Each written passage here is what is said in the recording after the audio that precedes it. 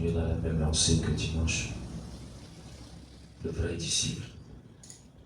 Lisons notre texte de Luc chapitre 9, verset 22 à 24. Lisons rapidement. Luc 9, verset 22 à 24. Oui.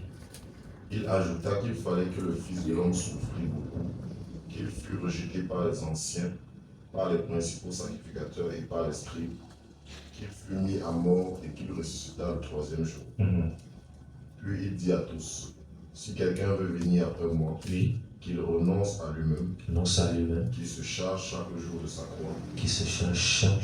croix, et qu'il me suive. Car celui qui voudra sauver sa vie la perdra. Mais celui qui la perdra à cause de moi la sauvera. Regardez une chose. Posez votre cahier, donnez-moi votre attention. Regarde, Jésus est à un stade de marche avec ses disciples. Il n'a pas dit ces choses au début. Il y a un ensemble de personnes qui le suivent depuis un certain temps. Il s'arrête. Il leur dit clairement. On ne dit pas qu'il est en train de parler aux apôtres. Un ensemble de personnes qui le suivaient. Et qui pensaient, qui croyaient être ses disciples. Mais Jésus vous dit, leur dit autant pour moi, comme vous voyez là, il faut absolument, et cela se fera, le Fils de l'homme que vous voyez là, sera livré entre les mains des pécheurs, des souverains sacrificateurs. Ça dit, il leur fait comprendre qu'il va souffrir entre les mains du peuple, entre les mains, en l'occurrence, des gardiens de la loi, de ces moralisateurs de la société à ce moment, de ses propres frères. Il va mourir très simplement. Il fait comprendre à ses disciples que sa mort là est inscrite dans le plan de Dieu. C'est dans la volonté de Dieu. Il doit souffrir. Il doit mourir. Et quand il finit de dire ça, il se tourne. Il dit qu'à ce stade, comme je viens de vous annoncer cette vérité, il y a quelque chose qui s'annonce. À partir de ce moment, si quelqu'un d'entre vous veut être mon disciple, veut vraiment me suivre, voici les conditions. Une façon de leur faire comprendre que jusqu'à présent, vous n'étiez pas disciples, vous n'étiez que des suiveurs. Jusqu'à présent, vous me suivez pour un certain nombre de choses. Mais là, il va falloir que chaque personne d'entre vous puisse opérer un choix. Voilà pourquoi je vous dis, vous pouvez venir au Seigneur Jésus-Christ pour plusieurs raisons. Pour ceci, pour cela, pour telle ou pour telle autre raison. Mais à un moment donné, si on ne vous donne pas la parole qu'il vous faut, si on ne vous dit pas exactement ce que signifie que suivre Jésus, vous n'irez pas loin. Vous resterez superficiel et vous mourrez en bout de chemin. Est-ce que vous comprenez bien? Il a marché avec ses disciples pendant un certain temps. Mais il s'arrête. Il les annonce ce qui va l'arriver. Il a fait comprendre que le Fils de l'homme va souffrir. Il dit, à partir de ce moment, il y a quelque chose qui va se passer. Vous ne pourrez plus vous cacher. Parce que ce qui arrive exige une certaine carrure. Des personnes qui se diront, mes disciples. Non. Ce n'est plus le jeu. Alléluia. Amen. Écoutez, le langage qui dit, quand vous lisez ce texte, vous pouvez passer. Si quelqu'un me suit qui renonce à lui-même, non. Il y a plein de choses dans ce texte. Si nous voulons sonder ce qui est écrit pas à pas, il commence par dire si. Si, il a impliqué beaucoup de choses. Arrêtez-vous là-bas. Si, pourquoi il dit si? Il dit si quelqu'un veut me suivre. Si.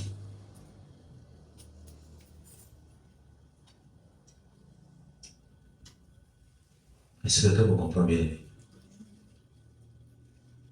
Il pose encore des conditions alors que les gens le suivent depuis. Les gens le suivent comment? Mais il leur fait comprendre, si quelqu'un veut me suivre, il y a quelque chose qui se passe là-bas. C'est comme si, pour Jésus, personne ne le suivait jusqu'à présent.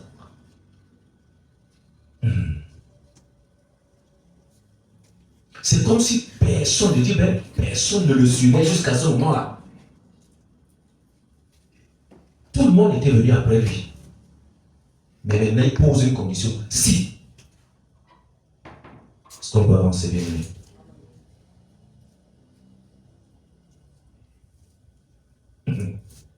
Une façon de le faire comprendre qu'à ce stade, si comme je suis en train de le dire tout à l'heure, me suivre impose des conditions. Des conditions. Les conditions que vous devez connaître. Jésus commence à conditionner, n'est-ce pas? La marche avec lui. Alléluia. J'ai insisté dessus. Si. Or, les gens le suivent depuis. Il y a une foule de disciples qui le suivent depuis. Mais d'ici, j'aimerais que vous compreniez quelque chose là-bas, bien aimé. Écoute, le si là, non, renvoie à un choix comment? Volontaire. Ça veut dire que jusqu'à présent, tu le suivais parce que tu n'as pas entendu qu'il guérit. Tu n'as pas entendu qu'il libère, tu n'as entendu qu'il bénit, tu n'as entendu qu'il élève. Tu le suivais parce que quelqu'un t'avait conseillé de le suivre. Tu le suivais parce que dans ta famille, tout le monde le suit. Parce que ton grand-père, tu as entendu que ton grand-père l'avait suivi, que ton père l'avait suivi. Mais cette fois-ci, Dieu fait appel à un choix volontaire et personnel de le suivre. Voilà pourquoi il met le si. Alléluia. Il met le si. Ça va interpeller notre libre arbitre. Ça veut dire que jusqu'à présent, si tu n'avais pas compris la raison pour laquelle tu étais aussi embarqué, Dieu te pose une condition. Si, pour que tu te décides, soit de le suivre ou de ne pas le suivre. Là, ce n'est pas une supplication, non. Il faut que ce soit volontiers. Quelqu'un me donne un amen.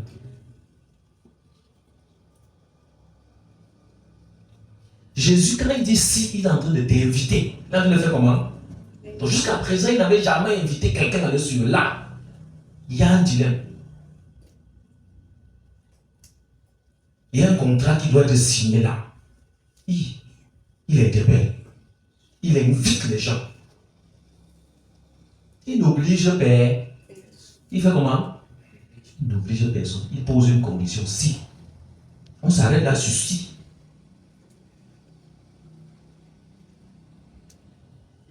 Quand il dit si, alors nous comprenons à partir de là que jusqu'à présent, jusqu'à cet instant, la personne était encore disciple, n'est-ce pas? Personne ne remplissait les conditions d'être disciple, n'est-ce pas? Donc, principalement, personne n'était disciple. Vous pouvez être dans une église de foule et vous dites nous sommes des disciples. En fait, au milieu de vous, il y a peut-être 2 disciples. C'était une foule de ceux qu'on appelait quoi? Disciples, mais qui ne l'étaient pas. Et le maître le prouve en posant des conditions.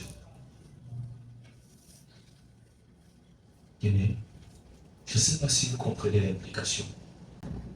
Je vous le dis, quand je lisais ce texte devant du Seigneur, je passe sur ce texte, je lis ça chaque jour, je passe, mais je n'avais pas pesé, je n'avais pas percé la profondeur de ce que ce texte disait.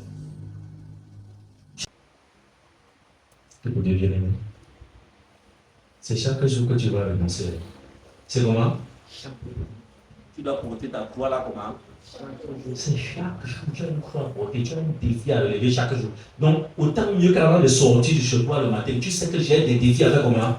À relever. Quand tu te lèves de ton lit, sache qu'il y a un défi, il y a une portion de croix que je dois porter quand? Aujourd'hui. Ça peut arriver à n'importe quel moment, à n'importe quelle heure. Ça peut même pas être physique, ça peut être spirituel, ça peut être psychologique, ça peut être émotionnel, ça peut être sentimental. Il peut arriver à un moment donné que tes émotions t'abandonnent. C'est une croix que tu dois porter, que tu dois transporter. Il peut arriver que tes pensées commencent à être perverties. Il peut arriver que ta conscience commence à te dicter ce que tu dois faire.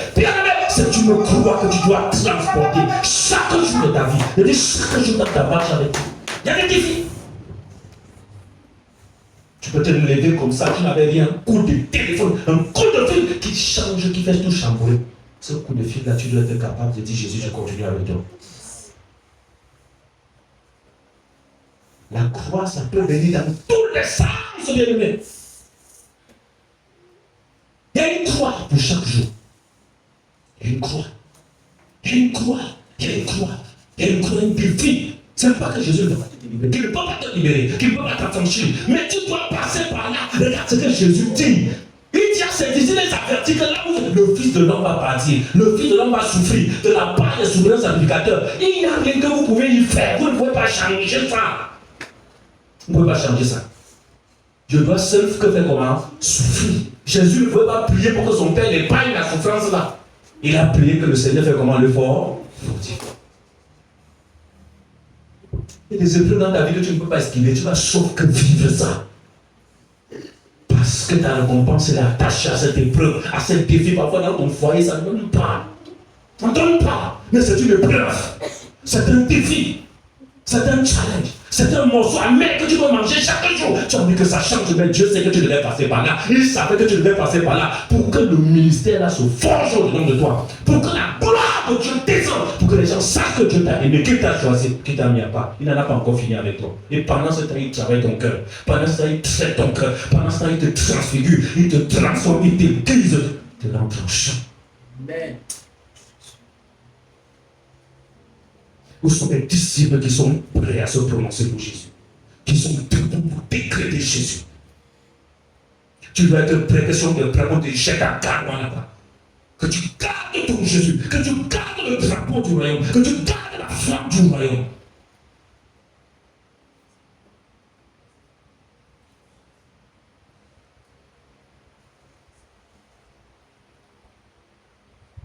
Oui. Plus sérieux que jamais. Plus sérieux que jamais, Jésus t'attend.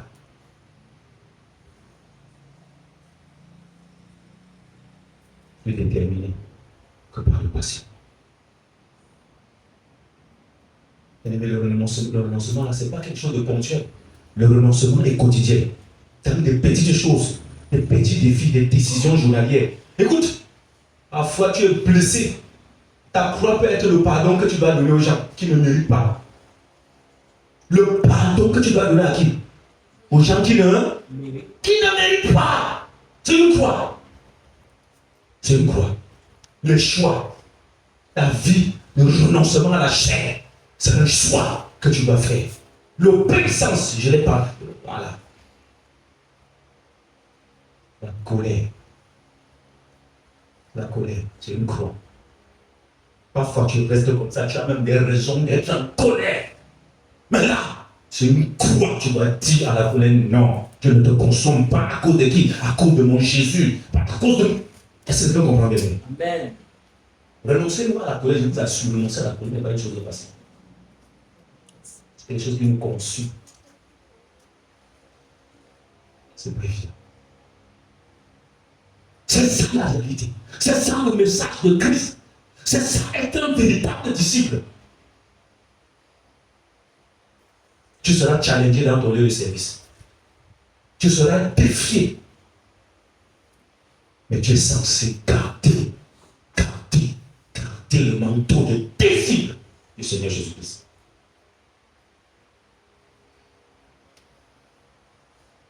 Et suivre Jésus. Chaque jour. Et suivre Jésus. Chaque jour. Suivre Jésus. Suivre la parole. Marcher dans la vérité. Marcher dans la lumière. C'est ça, suivre Jésus. Les apôtres l'ont fait. Ils ont tout abandonné. Leur famille, tout. Quand tu es dans le Seigneur, la famille pèse encore dans ton cœur plus que Jésus. Tes parents pèsent encore dans ton cœur plus que Jésus. Tu n'es pas encore disciple. Voilà pourquoi il dit, si quelqu'un veut me suivre, il renonce à lui-même. Il renonce à son père et à sa mère. Il le dit, il se charge de sa croix. Il fait comment?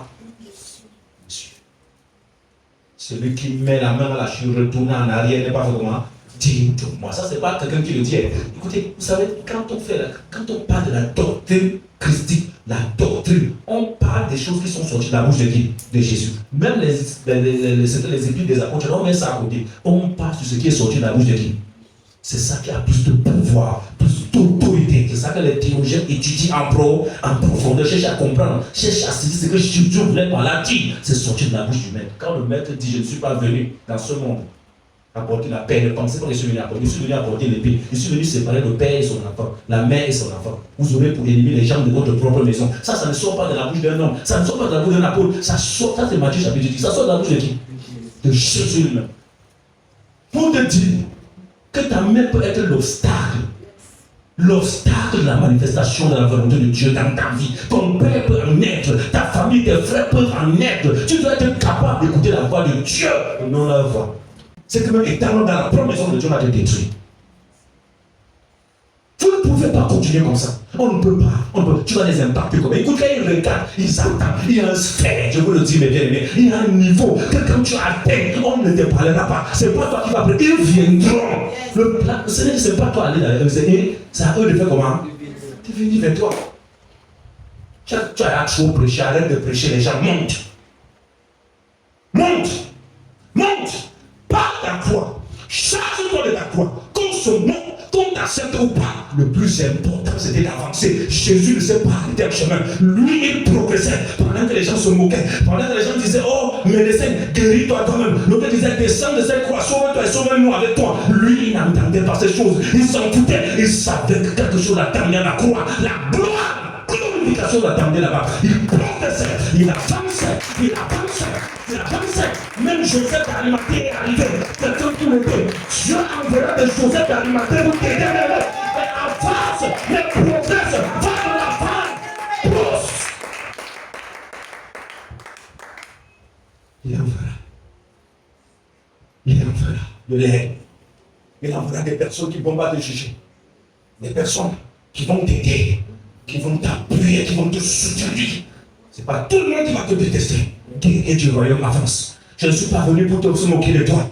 Je ne suis pas venu pour te critiquer. Mais je suis venu te dire que Dieu a jeté son choix sur toi. Dieu t'a appelé. Il t'a placé dans son couloir. Je suis venu te demander d'avancer. Malgré ce que tu vois.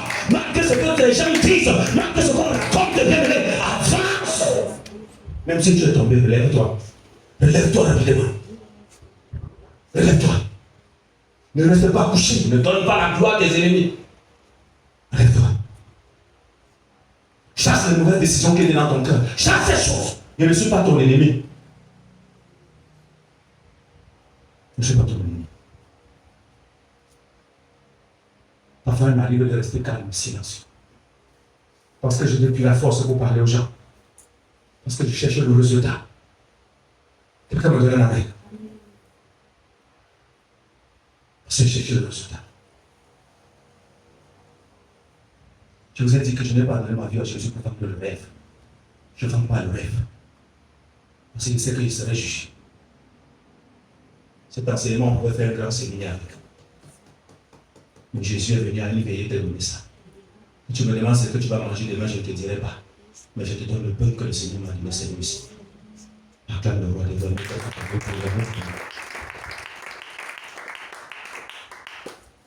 Acclamons Jésus. Merci Saint-Esprit. Je vous le dis en vérité, ma nourriture qu'on a servie sur la table, je n'ai pas mangé. C'est sur la table. Parce que j'avais faim. Faire d'autres choses. Faire d'autres choses. Maintenant que tu te mets de boire, acclame Jésus.